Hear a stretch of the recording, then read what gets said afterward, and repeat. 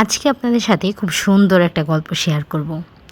এত সুন্দর করে একজন বাবা তার মেয়েকে পর্দা নিয়ে বুঝিয়েছে।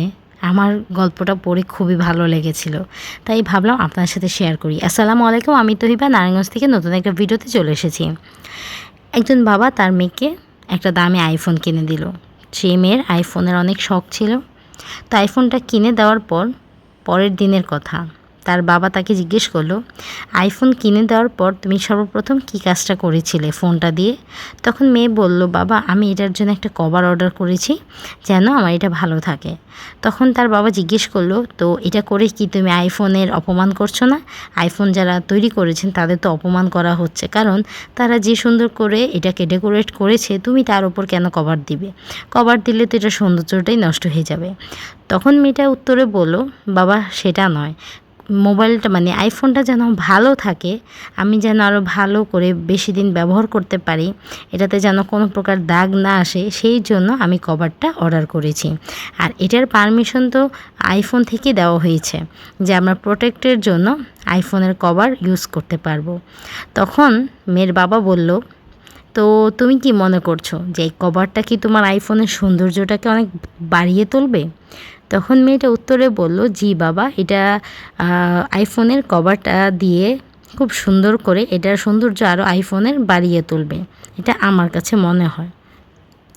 তখন মেয়ের বাবা উত্তরে বলল, আম্মু তুমিও কিন্তু এই আইফোনের চেয়ে অনেক অনেক গুণ দামি। তোমার শরীর, তোমার চরিত্র সব কিছুই মূল্যবান। শুধু তোমার জন্য নয়, তোমার জন্য, তোমার পরিবারের জন্য, বিশেষ করে তোমার বাবা আর ভাইয়ের জন্য। কারণ প্রতিটা বাবা ভাইয়ের মান সম্মান থাকে একটা মেয়ের চরিত্র আর শরীরে। তাই তুমি কি মনে করো না, ঠিক আইফোনটাকে যেভাবে তুমি কভার দিয়ে ঢেকে রেখেছো বা ঢাকবে, ঠিক তুমি তোমার নিজেকে এভাবে ঢেকে ফেলো সবার আড়াল থেকে, তুমি ভালো থাকার জন্য, যেন তোমার উপর কোনো দাগ না আসে। তুমি কি ভাবো না এটা কখনো?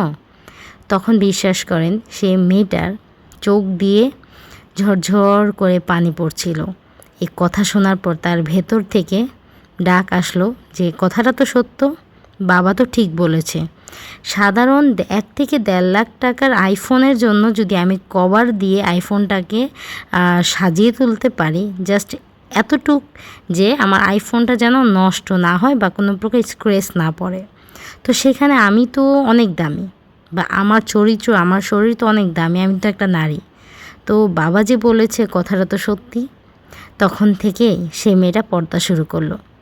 আসলে ইসলামের যে বিষয়গুলো থাকে না, সেগুলো কখনো জোর জবরদস্তি দিয়ে হয় না। এত সুন্দর করে বাবা তার মেয়েকে বুঝিয়েছে।